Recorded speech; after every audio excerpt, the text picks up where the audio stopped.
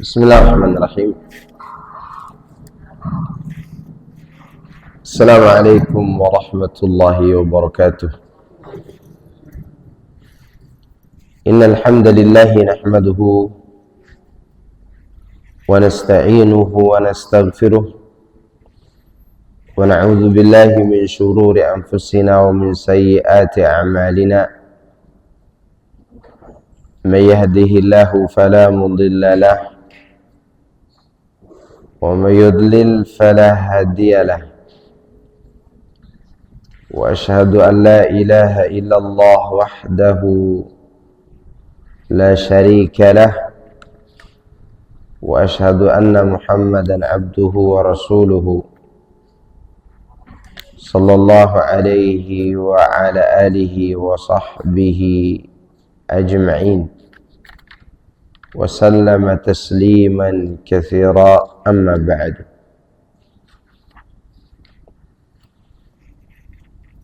يا أيها الذين آمنوا اتقوا الله حق تقاته ولا تموتن إلا وأنتم مسلمون، فإن أصدق الحديث كتاب الله، وخير الهدي هدي محمد صلى الله عليه وسلم، وشر الأمور محدثاتها، فإن كل محدثة بدعة وكل بدعة ضلالة وكل ضلالة في النار. Jemaah sekalian rahimani Allah wa iyyakum. Alhamdulillah, kita bersyukur kepada Allah Subhanahu wa taala atas limpahan nikmat yang Allah berikan kepada kita semuanya. Dan nikmat iman dan nikmat Islam adalah merupakan nikmat terbesar yang Allah anugerahkan kepada umat ini. Nah, insyaallah di sore hari ini kita akan melanjutkan pembahasan dari kitab Thalathatul Usul. Dan saya akan bacakan hadis Jibril tentang penjelasan agama Islam dengan tingkatan-tingkatannya.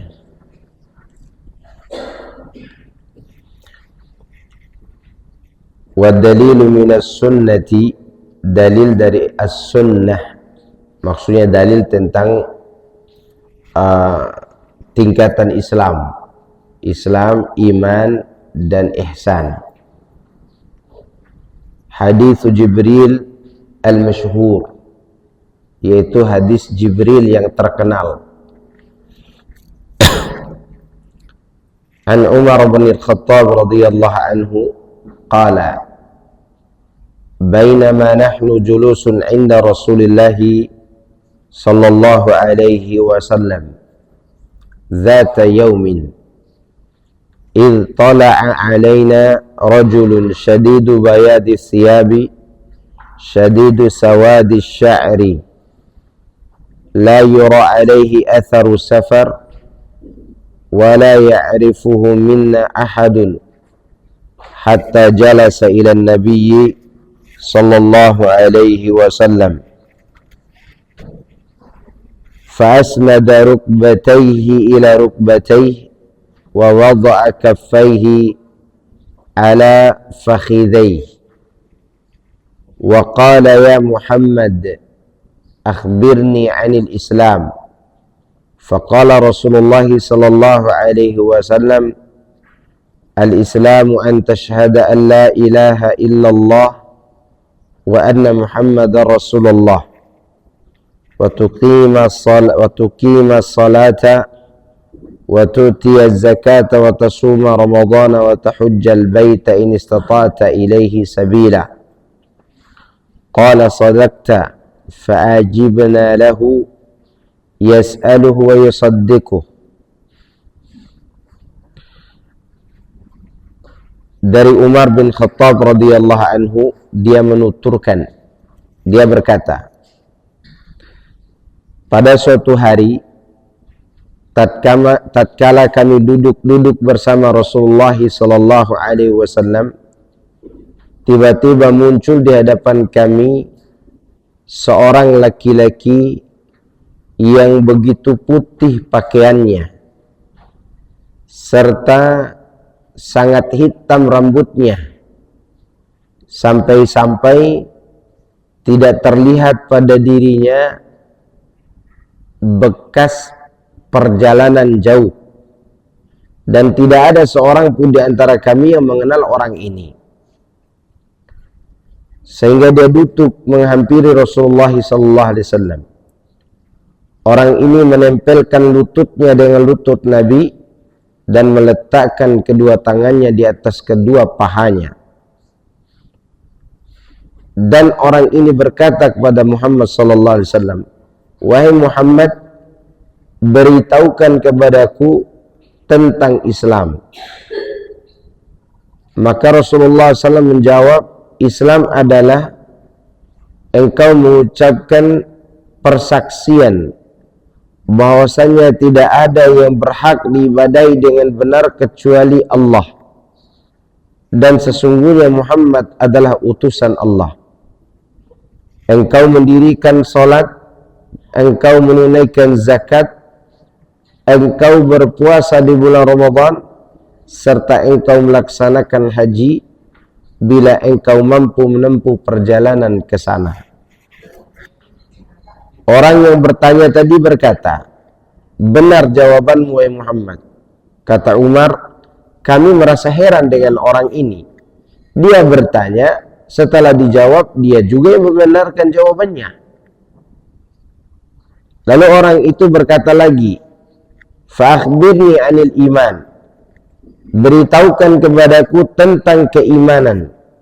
Nabi SAW menjawab, "An tu'mina billahi wa malaikatihi wa kutubihi wa rusulihi wal yawmil akhir wa tu'mina bil qadari khairihi wa syarrih."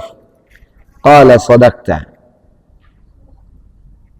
Iman itu adalah engkau beriman kepada Allah, kepada para malaikat-malaikatnya, kepada kitab-kitabnya, dan kepada seluruh para rasul utusan Allah, dan beriman kepada hari akhirat, serta beriman kepada takdir yang baik dan takdir yang buruk.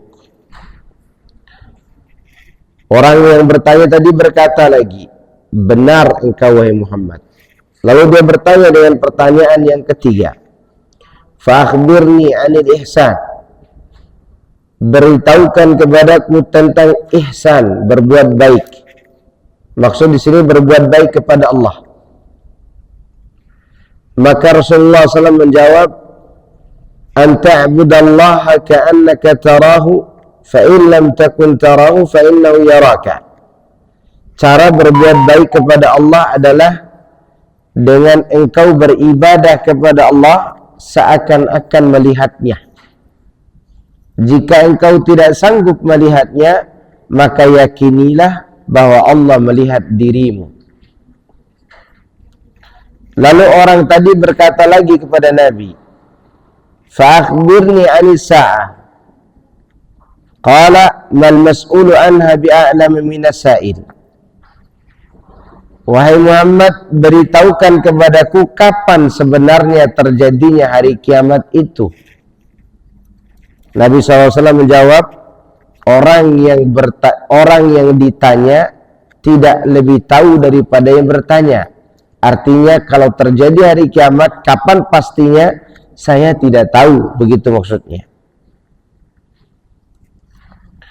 Kemudian Rasulullah ditanya lagi oleh orang tadi, "Fa'akhbirni an amaratiha." Qala, "An talidal amatu rabbataha wa an tara al-hufata al-urata al-alata ri'a asya'i yatatawaluna fil bunyan." Kalau begitu, beritahukan kepadaku tentang tanda-tanda hari kiamat itu.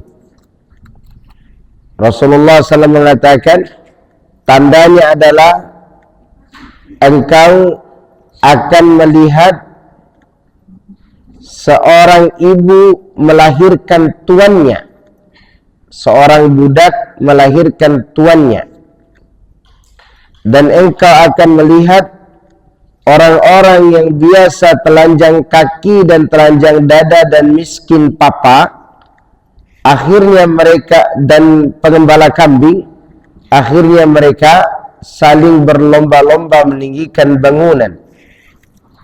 Maka orang yang bertanya tadi lewat, dan kami pun berhenti sejenak, kata Umar. Lalu Rasulullah SAW bertanya kepada Umar, "Ya Umar, atadri man sa'il?" Hei Umar, tahu nggak tadi siapa yang bertanya itu? Aku menjawab, yaitu Umar menjawab, "Allah wa rasuluhu a'lam." Kemudian Rasulullah mengatakan, "Hadza Jibril atakum yu'allimukum amra dinikum." Tadi yang datang yang bertanya itu sebenarnya malaikat Jibril. Dia datang kepada kalian untuk mengajarkan perkara agama kalian. Di sini ada penjelasan mengenai tingkatan agama, tingkatan ajaran agama. Pertama, tingkatan keislaman yang diwakili dengan amal zahir dengan rukun Islam yang 5.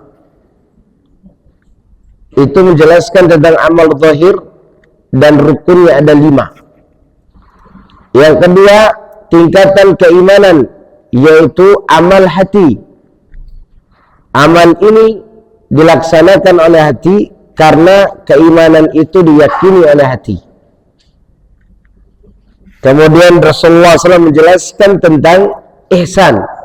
Ihsan itu berbuat baik kepada Allah dengan ibadah yang khusyuk, ibadah yang seakan-akan melihat Allah, seakan-akan melihat Allah. Kalaupun tidak sanggup, maka yakinilah bahwa Allah melihat kita.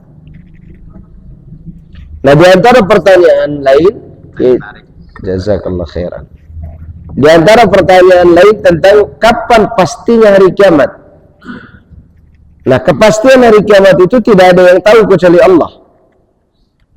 Oleh karenanya Nabi mengatakan di sini, orang yang ditanya tidak lebih tahu daripada yang bertanya. Maka kalau ada orang yang memastikan kapan terjadinya hari kiamat, dia jahil murakkab, kebodohan yang bertingkat. Ya, karena Nabi SAW yang menerima wahyu saja nggak tahu pastinya kapan. Ya. Tetapi Rasulullah SAW bisa menjelaskan tentang tandanya. Di antara tandanya akan muncul budak-budak wanita yang akan melahirkan tuannya. Di sini banyak makna. Makna pertama, terjadi banyak peperangan sehingga terjadi perbudakan, sehingga tuannya mentiduri budaknya, lahir anak, dan anak itu menjadi tuan bagi si ibu karena dia merdeka. Ya. Makna yang kedua, banyaknya anak-anak durhaka yang menjadikan orang tuanya seperti budak. Artinya banyak anak-anak durhaka yang perlakukan ibunya seperti budak yang dipekerjakan tanpa digaji. Ini berbahaya, ini tanda hari kiamat. Ini diantara makna seorang ibu melahirkan tuannya. Kemudian diantara tanda yang lain, orang-orang yang biasa buka dada, yaitu orang-orang Badui, orang-orang Arab pegunungan, sekarang mereka berlomba-lomba meninggikan bangunan. Dan terjadi di gurun-gurun yang ada di Timur Tengah sana, sedang terjadi perlombaan bangun-membangun di daerah padang pasir itu, di mana di sana dulunya orang-orang hidup dalam keadaan miskin dan mengembala. Sekarang mereka berlomba-lomba untuk itu. Dan ini tanda hari kiamat. Ya, tanda hari kiamat. Baik. Pasal ketiga, itu hadis Jibril adalah dalil terakhir dari pembagian tingkatan Islam.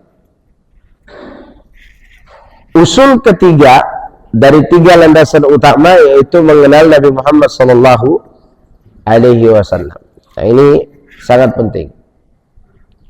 Ma'rifatu Muhammadin sallallahu alaihi wasallam. Mengenal Nabi Muhammad sallallahu alaihi wasallam. Baik secara nasab maupun tempat tinggal, waktu dia dilahirkan, kemudian hidup sebelum kenabian dan setelah kenabian, dan tempat tinggal dia berhijrah. Itu diantara yang kita kenal dari Nabi Muhammad sallallahu alaihi wasallam.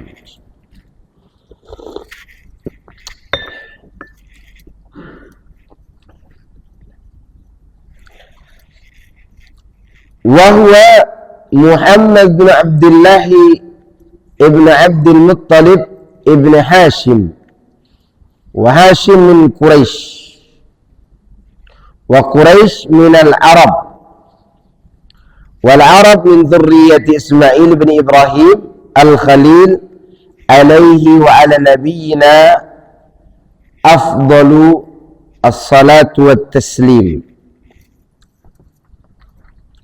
Muhammad, dia adalah Muhammad bin Abdullah, kakeknya bernama Abdul Muttalib bin Hashim, dan Hashim ini termasuk orang Quraisy, dan Quraisy itu termasuk orang Arab, dan orang Arab termasuk keturunan Ismail bin Ibrahim.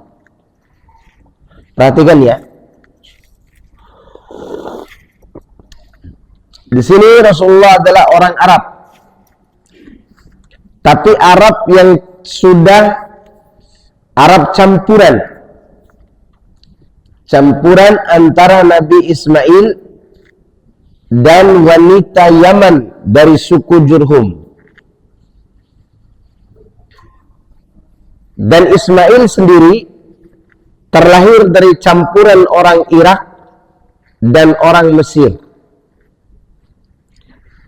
Karena Hajar alaihissalam dia adalah orang Kipti, orang Mesir asli. Hadiah dari Raja Fir'aun untuk Nabi Ibrahim. Untuk siapa? Untuk Sarah. Lalu Nabi Ibrahim menikahi Hajar sebagai istri kedua. Dari pernikahan itu lahirlah seorang yang bernama Ismail. Berarti ini campuran orang Irak dan orang Mesir. Lahir Ismail alaihissalam. Dan untuk membentuk Arab Quraisy itu, Nabi Ismail menikah dengan wanita dari suku Yaman, suku Jurhum.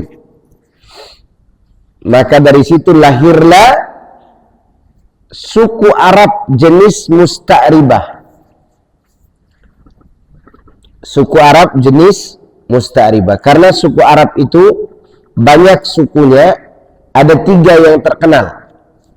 Ba'idah, dan ini sudah punah, di antaranya kaum Samud, Judais, Imlaq, Ad, termasuk orang-orang yang sudah dihabisi oleh Allah Subhanahu wa ta'ala. Ad ini kaum raksasa, Arab raksasa, namanya Arab Ba'idah. Dan ini tidak ada kaitannya dengan Nabi Muhammad SAW. Kedua, Arab Aribah. Inilah Arab Yaman. Ya. Di antara suku Jurhum. Nanti keturunannya ada Aus, ada Khazraj, ada Khuza'ah. Nah, Rasulullah SAW terlahir dari Arab yang ketiga, Arab Musta'ribah tadi. Lahirlah dari situ keturunan Nabi Ismail sampai Adnan sampai Muhammad SAW. Ya.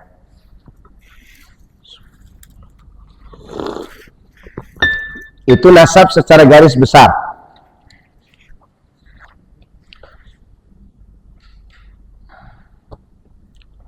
Di sini disebutkan oleh Syekh Muhammad bin Shalih Al-Utsaimin, amma ma'rifatun Nabi sallallahu alaihi wasallam fatatadammanu khamsata umur. Adapun mengenal Rasulullah SAW meliputi 5 perkara. Al-awwal ma'rifatuhu nasaban fahuwa ashrafun nasi nasaban fahuwa hashimi qurasyiyin arabiyyin. Yang pertama mengenal nasabnya, bahwa beliau adalah manusia yang paling mulia nasabnya, yaitu dari suku Hashim, Quraisy, orang Arab. Maka Rasulullah SAW adalah Muhammad bin Abdul Muttalib bin Hashim ila akhirih. Ini poin pertama, mengenal apa? Nasab. Poin kedua,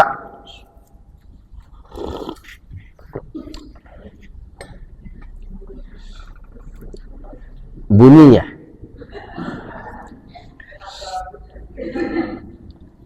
Ma'rifatus sanah wa makani wiladatihi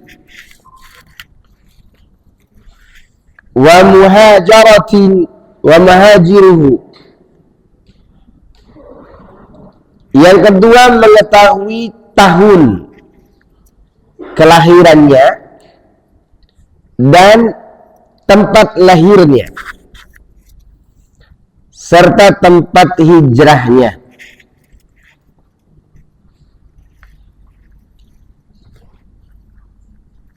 Afwan, mengetahui berapa umur beliau, di mana beliau dilahirkan, dan di mana beliau berhijrah. Jadi yang kedua ini mengetahui berapa umurnya, di mana tempat lahirnya, dan di mana hijrahnya. Umur beliau berapa? 63.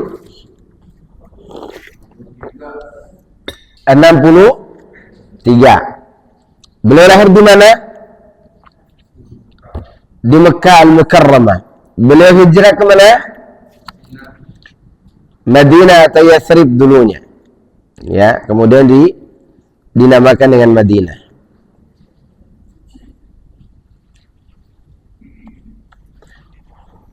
Faqad wulida bi Makkah wa baqiya fiha 53 sanah. Beliau dilahirkan di Mekah dan beliau tinggal di Mekah itu selama 53 tahun. Berapa lama di Mekah? 53 tahun. Thumma hajara ila al-Madinah. Kemudian beliau pindah ke kota Madinah. Dan beliau tinggal di sana berapa lama? 10 tahun. Thumma tuwfiya. Kemudian di sanalah beliau meninggal, yaitu di kota Madinah. Nanti kita bicarakan itu.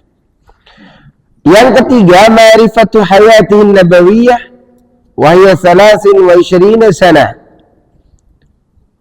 Faqad uhiya ilaihi walau 40 sanah.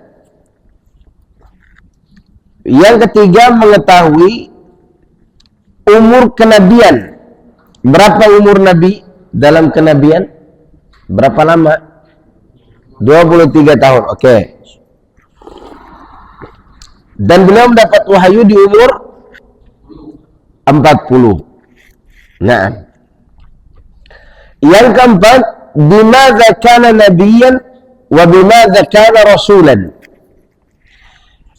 Yang keempat ini penting nih. Sangat penting yang keempat. Mengetahui surat apa beliau diangkat sebagai nabi, dengan surat apa pula beliau diangkat sebagai rasul. Beliau diangkat sebagai nabi dengan surat apa? Surat Iqra atau Al-Alaq. Beliau diangkat sebagai rasul dengan surat apa? Surat Al-Muddathir. Ahsant. Surat Al-Muddathir. Maka di sini sebutkan faqad kana nabiyyan hina nazala alaihi qaulullah ta'ala iqra bismi rabbikal ladzi khalaq ثم كان رسولا حين نزل عليه يا أيها المدثر. Beliau diangkat sebagai nabi ketika turun kepadanya firman Allah, Iqra bismi rabbikal ladzi khalaq, khalaqal insana min 'alaq, Iqra wa rabbukal akram, alladzi 'allama bil qalam, 'allamal insana ma lam ya'lam. Setelah turun ayat-ayat ini, maka resmilah beliau menjadi seorang nabi, seorang pembawa berita, penyambung berita sebelumnya, itu nabi. Ya, kemudian tidak lama setelah itu turunlah surat Muddatsir sebagai surat yang meresmikan beliau sebagai utusan yang dia wajib untuk menyampaikan risalah itu kepada seluruh umat manusia. Diterima atau ditolak itu bukan urusan, dia tetap wajib menyampaikannya setelah turun surat Muddatsir. Ya, diterima dengan baik, ditolak dengan jahat, itu bukan urusan. Urusan beliau setelah turun surat Al-Muddatsir adalah menyampaikan risalah. Ini poin yang keempat. Poin yang kelima, ya, bimadza ursila wa limadza, dengan apa beliau diutus dan untuk apa. Maksudnya beliau diutus membawa risalah tauhid dan syariat Islam. Beliau diutus membawa risalah tauhid dan syariat Islam.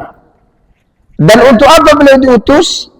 Yaitu sebagai rahmatan lil alamin, untuk seluruh umat manusia, bahkan umat jin juga. Ya, bahkan umat dari kalangan jin pun wajib mengikuti Rasulullah sallallahu alaihi wasallam. Ya. Inilah 5 perkara yang menjadi poin penting dalam pengenalan kepada Nabi Muhammad SAW. Yang pertama mengenal apa tadi? Nasab. Yang kedua umur dan tempat lahir serta hijrah. Yang ketiga yaitu berkaitan dengan berapa lama beliau hidup dalam kenabian. Keempat, beliau diangkat sebagai nabi dan rasul dengan surat apa. Yang kelima yaitu beliau sallallahu alaihi wasallam diutus dengan membawa apa dan untuk siapa beliau diutus. Itu dia. Baik. Nabi SAW lahir tahun apa? Tahun gajah. Oke. Setelah Nabi Isa diangkat berapa ratus tahun setelah itu? 570-an atau 575 lah. Sekitar itu. Ya. Sebelum itu, sebelum kejadian tahun gajah itu pernah terjadi kejadian besar. Ini ada rentetan ceritanya. Anda ceritakan dulu sedikit. Tarik ke belakang sebelum beliau lahir. Kurang lebih 40-an tahun. Coba Anda hitung. 575 kurang 523 berapa? Hah? 23. 75 kurang 23. 4 berapa tuh? 4? 42. Oke. Berarti pas perhitungan selama ini. 40-an tahun sebelum Nabi lahir. Ini kita kembali ke belakang sedikit. Agar kita tahu kejadian tahun gajah itu sebenarnya siapa pelakunya. Di Najran itu daerah perbatasan Saudi Arabia dengan Yaman sekarang ini. Najran itu masuk daerah Yaman dulu. Oke. Di daerah itu hidup seorang raja yang kejam, Dzun Nawas, berdarah Yahudi. Raja ini mengaku diri sebagai Tuhan, dan pada saat itu ajaran yang murni adalah ajaran Nabi Isa. Nah, di Najran ini dulunya orang-orang menganut ajaran Nabi Isa. Tapi karena ada raja yang zalim ini, orang-orang dibodohkan agamanya, kemudian dipaksa mengaku bahwa dia inilah Tuhan. Si Dzun Nawas ini, yang Allah sebutkan kisahnya dalam surat Al-Buruj. Qutila ashabul ukhdud an-nari dzatil waqud. Celakalah bagi orang yang membuat parit besar yang di dalamnya dinyalakan api. Idhum 'alaiha qud. Mereka membuat tempat duduk di atasnya untuk menonton orang-orang yang beriman yang dibakar. Nah, kejadian itu terjadi di Najran. Pernah dengar cerita si Gulam enggak? Yang dipanah akhirnya oleh raja itu. Ini cerita ini dia tuh. Ada anak kecil, tadinya belajar sihir, kemudian dia akhirnya belajar tauhid bersama seorang ahli ibadah dari pengikut Nabi Isa alaihissalam. Ketika dia belajar ibadah, maka singkat cerita dia membunuh binatang besar, lalu binatang itu terbunuh, dan dia pun terkenal bisa menyembuhkan berbagai macam penyakit.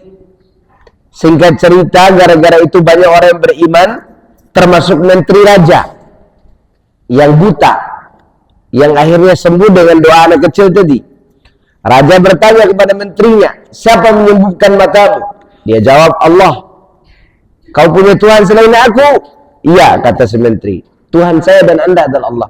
Menteri itu disiksa sampai mengaku bahwa dia diajarkan oleh anak kecil tadi. Anak kecil itu juga disiksa sampai dia mengaku diajarkan seorang ahli ibadah. Tiga-tiganya ditangkap.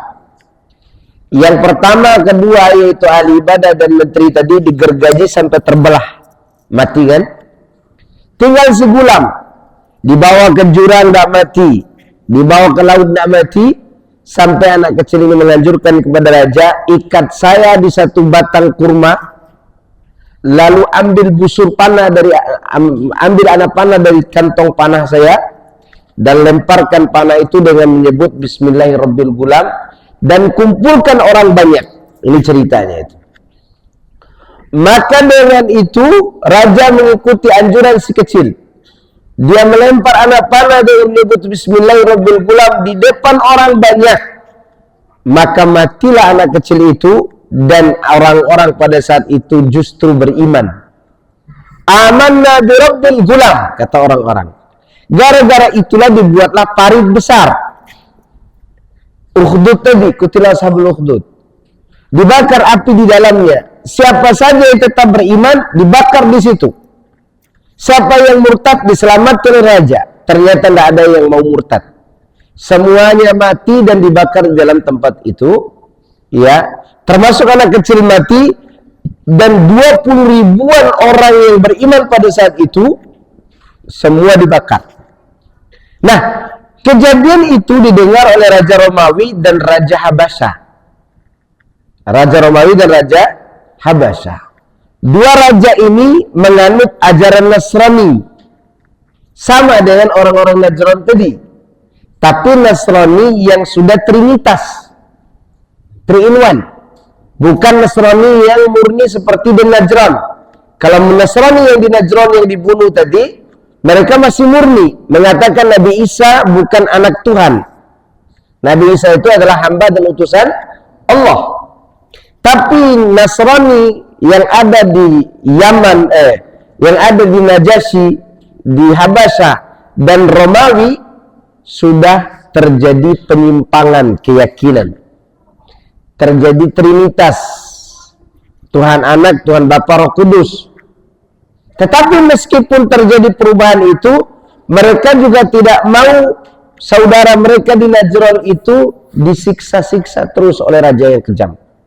Maka dikirimlah pasukan untuk menyerang raja tadi di Najran itu. Di tengah pasukan itu ada dua panglima. Pertama namanya Urwutoh, kedua namanya Abraha. Tahu Abraha? Nanti yang akan memimpin pasukan bergajah itu. Sebenarnya dia pahlawan. Perhatikan rentetan ceritanya nih. Sebelum terjadi tahun gajah itu. Abraha dan Urwutoh diutus ke Najran untuk menghabisi raja yang mengaku diri sebagai Tuhan tadi. Maka terjadilah peperangan dan raja itu mati. Makanya dalam ayatnya kutila ashabul ukhdud, terbunuh. Dibunuh oleh si Urwutoh dan Abraha. Nah, Abraha kan wakil, Urwutoh pemimpinnya. Karena Abraha berambisi ingin menjadi gubernur di Najran, maka dia bunuh kepalanya. Dia bunuh panglimanya sendiri. Setelah dia bunuh panglimanya sendiri, dia kirim surat ke Raja Najasyi, ke Raja Habasya, agar mengangkat si Abraha ini sebagai amir di daerah Yaman, khususnya di Najran. Makanya pasukan gajah itu cepat ke Mekah karena dekat.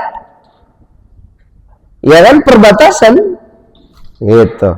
Nah, si Abraha ini punya hasad yang dalam kepada Ka'bah. Gitu.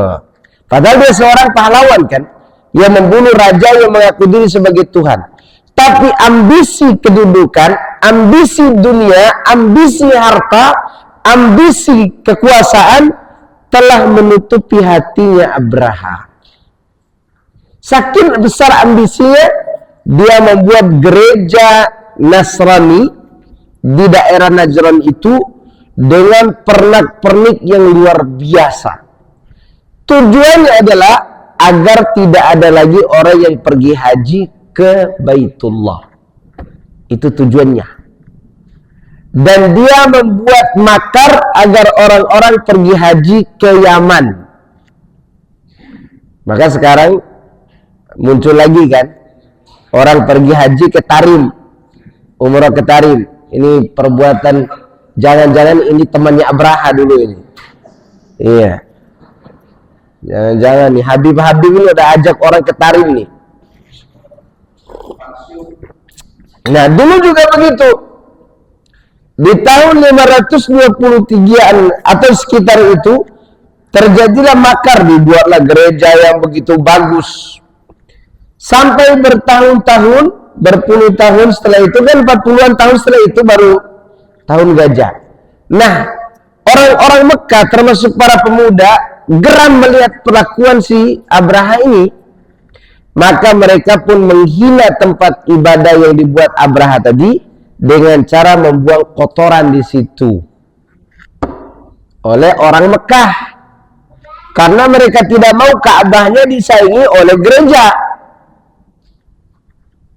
Atas makarnya siapa? Si Abraha.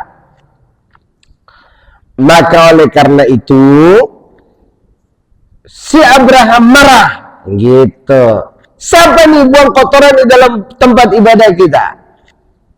Diberitahukan anak muda dari Mekah. Nah, kalimat Mekah ini dijadikan sebagai wasilah untuk menyerang Ka'bah. Nah, itu dia. Maka di tahun 570-an Masehi itu, dia melancarkan serangan pasukan gajah ke Ka'bah. Dia bawa gajah, kalau nggak salah 11 gajah deh kalau dia nggak salah. Dan dia punya gajah disebutkan dalam sejarah namanya Mahmud. Kalau sekarang Yamaha semakin di depan, dulu ya Mahmud semakin di depan. Ya, maka gajahnya itu dibawa sebagai bulldozer untuk menarik, merobohkan Ka'bah itu. Gitu tujuannya. Jadi gajah itu tidak ada tujuan lain kecuali dijadikan sebagai bulldozer. Nah, gajah-gajah itu tidak mau melangkahkan kakinya, sehingga mereka hanya sampai di daerah Mina. Disitulah Allah mengirim burung-burung yang banyak, yang disebut dengan kelompok-kelompok burung ababil. Ababil itu bukan nama burung, tapi ababil itu bahasa Arab, artinya kelompok-kelompok burung yang membawa batu liat keras yang panas, yang kemudian dilemparkan kepada gajah-gajah dan pasukannya itu, sehingga mereka seperti daun yang dimakan ulat. Nah, di tahun itulah lahir seorang yang paling mulia, Muhammad sallallahu alaihi wasallam. Maka dikenal dengan tahun gajah. Gitu. Nggak tahu kalau si Abraha waktu itu naiknya bukan gajah, tetapi jerapah. Mungkin tahun jerapah begini. Ya kan? Yang ada adalah gajah. Karena si Abraha naiknya gajah, maka terjadilah matinya gajah-gajah itu dilempar oleh burung. Pelajaran yang menarik di sini bahwa cara Allah menolong Ka'bahnya, walaupun orang-orang tidak bisa menolong, Allah akan tolong sendiri. Kedua, Allah Subhanahu wa taala ketika melihat kaum muslimin lemah, maka dia akan menggunakan pasukan lain untuk menyerang musuhnya. Iya, lihat. Dia menggunakan pasukan apa nih? Burung. Burung, tidak disangka-sangka oleh Abraha. Orang-orang pada mundur, tidak berani menghadapi pasukan Abraha. Pasukan Abdul Muthalib juga mundur. Tidak ada kabilah yang berani membela Ka'bah waktu itu. Ternyata Allah sendiri yang membela Ka'bahnya dengan mengutus apa? Burung-burung. Ya, sebagaimana Allah Subhanahu wa taala berfirman, "Alam tara kaifa fa'ala rabbuka bi ashabil fil?" Belumkah kau melihat, tidakkah kau melihat bagaimana Rabbmu memperlakukan pasukan bergajah? Jadi cerita itulah yang diceritakan dalam surat Al-Fil itu. Jadi siapa yang menjadi pimpinannya tadi? Abraha. Abraha itu siapa? Pahlawan. Pahlawan yang menyelamatkan orang-orang Nasrani di mana? Di Najran. Dan waktu itu agama yang dianut adalah agamanya Nabi Isa. Iya. Tetapi apa mau dikata, ambisi kekuasaan menutup hati seseorang. Maka hati-hati kita dengan ambisi ini. Ya, ini namanya ambisi syahwat kekuasaan. Bahkan saking kepengen berkuasanya Abraha, dia ingin orang-orang pergi haji kemana? Ke Yaman. Ya, sekarang Habib-Habib juga begitu kah?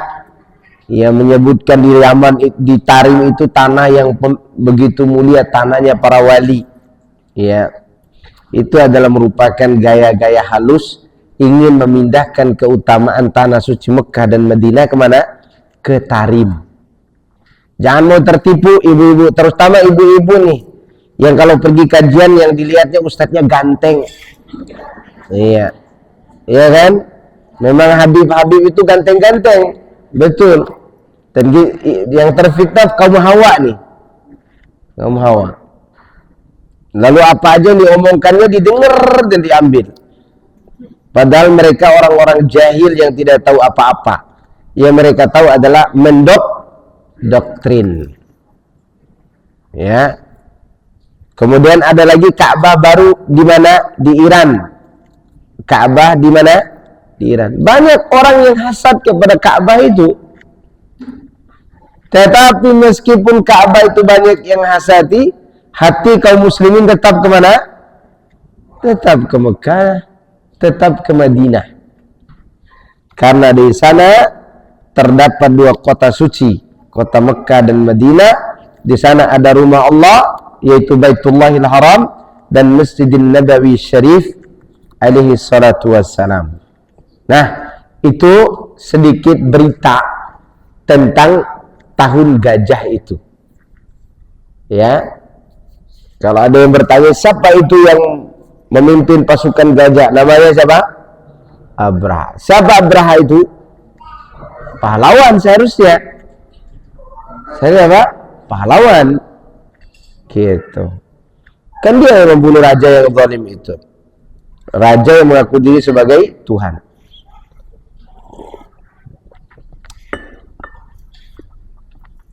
Nah, di tahun itu Rasulullah SAW dilahirkan. Beliau lahir dalam keadaan apa? Yatim. Seorang yang yatim yang tinggal mati oleh ayahnya pada saat umur kandungannya 6 bulan. Rasulullah SAW diuji oleh Allah lahir dalam keadaan apa? Yatim. Kemudian beliau sallallahu alaihi wasallam diasuh dulu oleh ibunya. Ibunya menyusuinya, kemudian disusui oleh Suwaibah. Suwaibah itu budaknya Abu Lahab. Nah, Abu Lahab itu punya budak namanya Suwaibah. Itu yang menyusui Nabi setelah ibunya. Makanya orang-orang sekarang mengatakan Abu Lahab itu berpesta di dalam neraka maulid Nabi, kata mereka begitu. Ini orang-orang bodoh, gimana Abu Lahab pesta maulid Nabi di dalam neraka? Sedangkan manusia yang paling busuk hatinya kepada Nabi siapa? Abu Lahab. Dulunya Abu Lahab senang ketika mendengar Nabi SAW lahir. Maka dia berikan hadiah berupa budak yang bernama Suwaibah yang menyusuinya. Setelah itu Rasulullah SAW diasuh oleh suku Sa'diyah, Halimah As-Sa'diyah. Halimah As-Sa'diyah ini orang suku Badui, dan beliau dibesarkan di sana. Tentu ada hikmah di balik itu. Beliau SAW dibesarkan di Badui, ada hikmah. Pertama, agar terjaga bahasa Arabnya. Orang Arab jaga bahasa Arab. Iya. Emangnya sekarang di Arab orang tidak tahu bahasa Arab? Banyak yang tidak tahu bahasa Arab. Ya. Yang kita dengar sekarang di Arab itu bukan bahasa Arab murni. Bahasa Arab pasaran dan campuran. Nah, Rasulullah SAW dibesarkan oleh Badui agar terjaga lisan Arabnya. Kedua, agar fisiknya kuat. Agar fisiknya kuat. Beliau dibesarkan oleh Halimah Sa'diyah sampai berumur 5 sampai 6 tahun. 5 tahun atau 6 tahun. Di umur itu dia lagi bermain-main dengan kawan-kawannya di satu lembah dekat perkampungan itu, satu bukit lembah gitu. Tiba-tiba Jibril datang dan membaringkan beliau di depan teman-temannya. Lalu membedah dadanya, mengeluarkan jantungnya, dan dicuci menggunakan Zam-Zam. Maka teman-temannya berlarian dan berhamburan dan berkata kepada Halimah Sa'diyah, Muhammad sudah mati. Ternyata Jibril pun mengembalikan lagi jantungnya itu, dan bekas jahitannya ada di dada beliau. Bekas apa? Bekas daripada bedahan itu, bekas bedahan itu ada. Lalu karena ibu sesuanya khawatir terhadap keselamatan Rasulullah SAW, dikembalikanlah beliau kepada siapa? Kepada ibunya di umur 6 tahun. Kembali kepada Aminah. Ya. Di umur 8 tahun, di umur itu ibunya meninggal dunia. Yatim piatu. Dan itu meninggal ketika pergi menziarahi kubur ayahnya yang ada di antara Mekah dan Madinah. Waktu pulang ibunya meninggal dunia, dan beliau dibesarkan siapa? Oleh kakeknya dulu. Kakeknya meninggal, maka dibesarkan siapa? Pamannya. Siapa pamannya? Abu Thalib. Di umur 12 tahun, Abu Thalib mengajaknya berdagang. Ini kebiasaan orang Arab. Ini hebatnya orang Arab. Mereka mengajak berdagang. Tidak seperti kita. Kita mengajak anak kita untuk menumpulkan pikiran menjadi PNS saja. Sehingga kita begini-begini aja. Mereka tidak, mereka lebih luas dari itu cara berpikirnya. Dagang. Maka Nabi SAW diajak berdagang. Di umur 12 tahun beliau dibawa ke Syam. Di suatu tempat bernama Busra. Di tempat itu ada seorang pendeta yang suka menyendiri dan suka baca kitab. Pendeta itu ada beberapa nama. Ada yang menamakannya Jarjis, ada yang menamakannya sebagai Bahira. Berangkat beliau bersama pamannya menuju ke Syam, di satu daerah, kalau mungkin kalau bahasa kita kecamatan lah, daerah sekitar Syam itu sebelum masuk kota Syam ada namanya Busra. Di tempat itu ada pendeta yang berwibawa, yang mendalami kitab Taurat dan Injil, yang mengerti tentang keadaan Nabi terakhir, dan dia menganut ajaran Nasrani.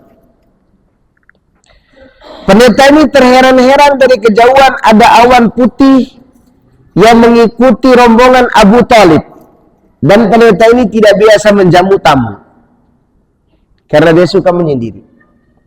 Tapi ketika dia melihat kejadian itu, dia lihat ulang lagi kitabnya. Jangan-jangan ini orang yang disebutkan dalam kitab mereka itu. Betul. Maka rombongan Abu Talib dipanggil untuk dijamu di tempatnya pendeta tadi, dan pendeta itu menyalami Muhammad sallallahu alaihi wasallam dengan penuh haru, karena apa yang dia nanti selama ini sudah ada di depan matanya. Pendeta ini Abu Talib bertanya, apa keistimewaan anakku ini? Kata pendeta itu, menurut kitab kami, kitab Taurat dan Injil, anak ini akan menjadi pemimpin dunia. Lalu disebutkan tanda-tanda yang ada pada beliau, diantaranya batu dan kayu merunduk ketika beliau lewat, dan awan mengikutinya, serta di belakang punggungnya ada tanda kenabian seperti yang disebutkan dalam Taurat dan Injil. Pendeta Nasrani melindungi Nabi Muhammad SAW, sedangkan pendeta Yahudi ingin membunuhnya. Maka pendeta ini mengatakan, bawa kembali anak kecil ini ke Mekah, jangan sampai ditahu oleh orang Yahudi. Kalau enggak, dia akan dibunuh. Abu Talib mengembalikan Rasulullah SAW ke Mekah tanpa pikir panjang. Ini menunjukkan Abu Talib yakin enggak keponakannya ini akan menjadi Nabi. Tapi kenapa anda masuk Islam? Itu pertanyaan besar. Sebelum Rasulullah diangkat sebagai Nabi dan Rasul, Abu Talib yakin keponakannya akan menjadi Nabi. Tapi kenapa dia tidak mau memeluk Islam? Jawabannya, dia terlalu cinta kepada budaya lokal. Itu bahasa mudahnya. Dia lebih cinta kepada budaya lokal daripada ajaran yang dibawa oleh Rasulullah Sallallahu Alaihi Wasallam. Maka hidayah tidak menyapa hatinya.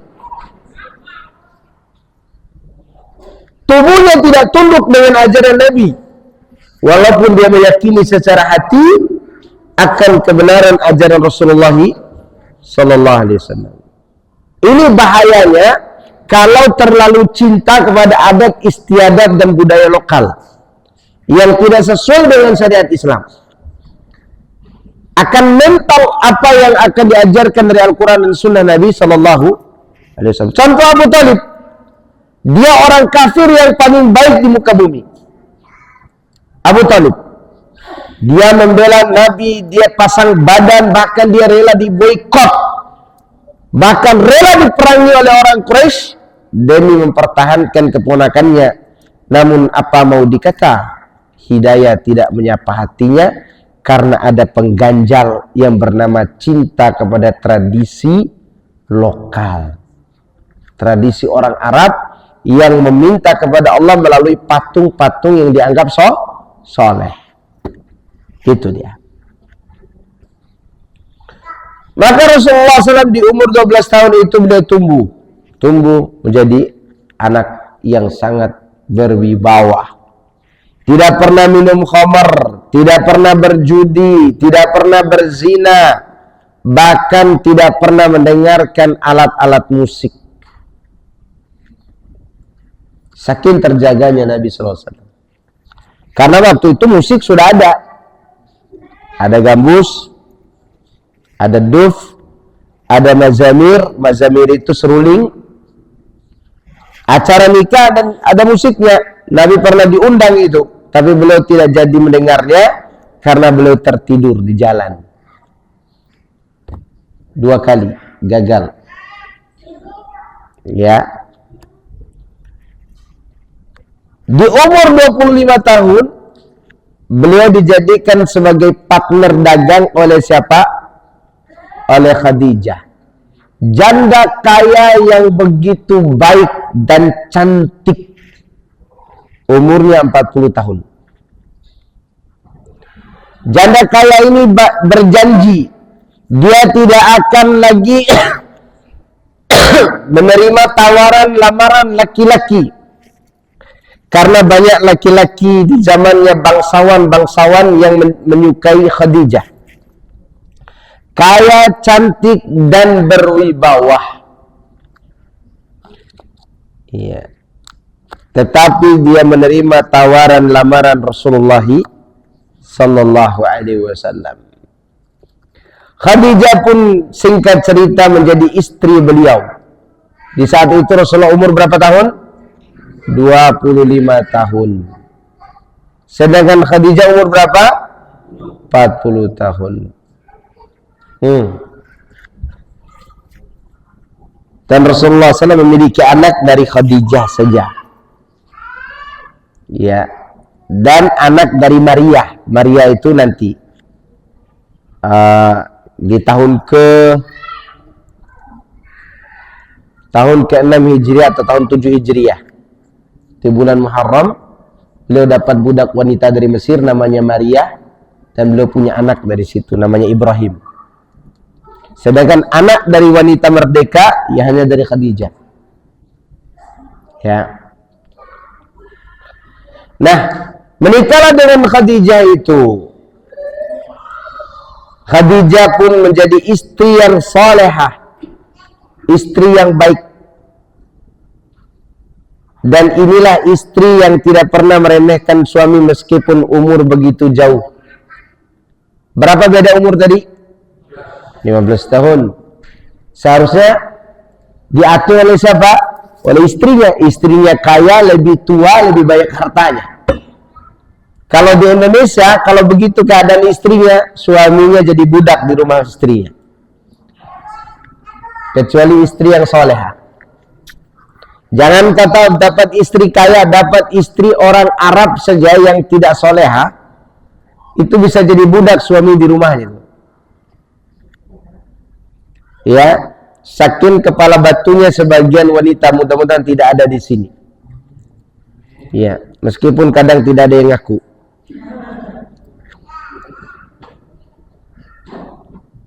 Maka Khadijah menjadi istri yang selalu mengukur suara. Kalau suaminya berbicara segini tingginya, dia turunkan suaranya. Dia tidak pernah bicara sebelum suaminya bicara. Itu Khadijah. Makanya Khadijah itu menjadi contoh wanita teladan. Sebelum Nabi diangkat sebagai Rasul saja, dia sangat menghormati suaminya. Maka Rasulullah SAW sangat mencintai Khadijah. Melebihi cinta dia kepada wanita-wanita yang lain yang pernah beliau nikahi. Itu Khadijah. Karena sekali lagi Khadijah ini punya keistimewaan. Kalau seorang wanita miskin dinikahi dan dia nurut, wajar. Ini wanita kaya, lebih tua umurnya, cantik lagi, dan banyak orang yang suka kepada dia, nikah dengan seorang pemuda yang miskin bernama Muhammad sallallahu alaihi wasallam, dan tidak pernah diremehkan. Dan Khadijah tidak tahu kalau suaminya ini akan menjadi pemimpin dunia. Dia belum tahu pada saat itu, tapi dihormati betul-betul suaminya. Itu hebatnya siapa? Khadijah. Nah, pernah Khadijah itu ngomong Muhammad, nggak ada. Ya kalau zaman sekarang gimana cara manggilnya? Ya, Dul gitu dia panggil suaminya. Ini menunjukkan bahwa perlunya menjaga kehormatan suami. Maka Rasulullah berdagang dengan Khadijah. Rasulullah SAW pun dikaruniai anak, di antaranya Qasim, Ruqayyah, Ummu Kulsum, Fatimah. Ya. Dan Rasulullah memiliki 7 orang anak dari siapa? Dari Khadijah. Masya Allah. Ini menunjukkan bahwa Khadijah adalah wanita terbaik yang pernah dinikahi oleh Rasulullah Sallallahu Alaihi Wasallam. Ya. Kemudian di umur 40 tahunlah beliau diangkat sebagai seorang Nabi dan Rasul sekaligus. Yang itu akan kita bicarakan secara panjang lebar nanti insyaAllah. Pada pembahasan, mungkin setelah ini kita akan membahas sirah nabawiyah. InsyaAllah. Baik, kita selanjutkan perkataan Syekh Muhammad bin Abdul Wahab. Itu sedikit berita sebelum beliau diangkat sebagai Nabi. Walahu minal umri 63 sana 40 qabla an-nubuwah 23 nabiyyan wa rasula nubbi'a bi ikram wa ursila bil muddassir wa baladuhu Makkah wa hajara ila al-Madinah. Dia memiliki umur 63 tahun. 40 tahun sebelum diangkat sebagai Nabi, 23 tahun sebagai Nabi dan Rasul.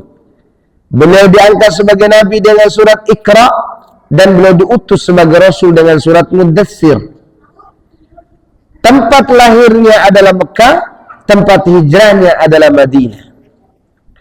Ba'athahu Allah bin nadharati anil syirik wa yad'u ila tauhid. Dia diutus oleh Allah untuk mengingatkan manusia dari bahaya perbuatan kemusyrikan dan mengajak mereka untuk memurnikan ibadah kepada Allah. Allah berfirman, ya ayyuhal muddassir qum fa'anzir wa rabbaka fakabbir wa thiyabaka fatahhir wa rujza fahjur wa la tamnun tastakthir wa li rabbika fasbir. Wahai orang yang berselimut, bangkit, berilah peringatan, dan Rabbmu maka besarkanlah, dan pakaianmu maka bersihkanlah, dan dosa maka jauhilah. Jangan kau memberi kepada orang agar dibalas yang lebih banyak, dan bersabarlah karena Tuhanmu. Kalimat kum fa'andir artinya yunziru anil syirik wa yad'u ila tauhid, yaitu mengingatkan manusia akan bahaya perbuatan syirik dan mengajak kepada kemurnian ibadah. Itu arti kum fa'andir. Wa rabbaka fakabbir artinya azimhu bitauhid, agungkan Allah dengan ibadah yang murni. Wa thiyabaka fatahhir, pakaianmu bersihkan artinya tahhir a'malaka anis syirik, bersihkan amalmu dari noda-noda kemusyrikan. Wa rujza fahjur, yang dimaksud dengan rujza adalah al-asnamu, yaitu berhala-berhala.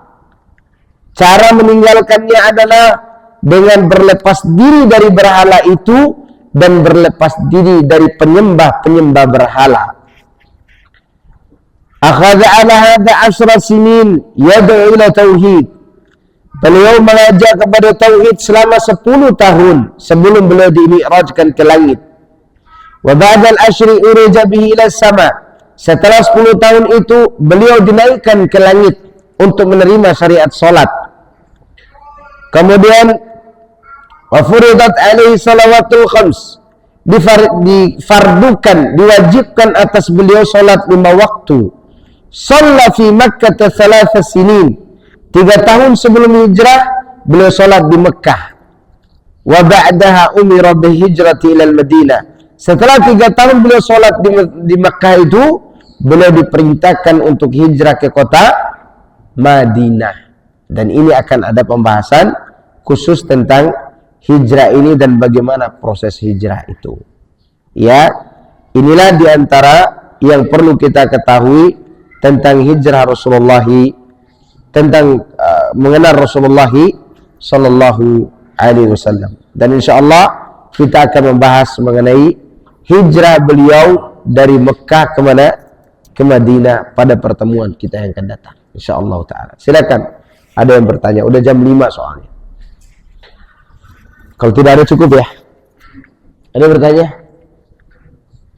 Ibu-ibu ada yang bertanya, ibu-ibu? Kalau tidak ada kita cukupkan ya. Insya Allah nanti kita akan membahas tentang hijrah. Ingatkan ya, tentang hijrah Rasulullah SAW.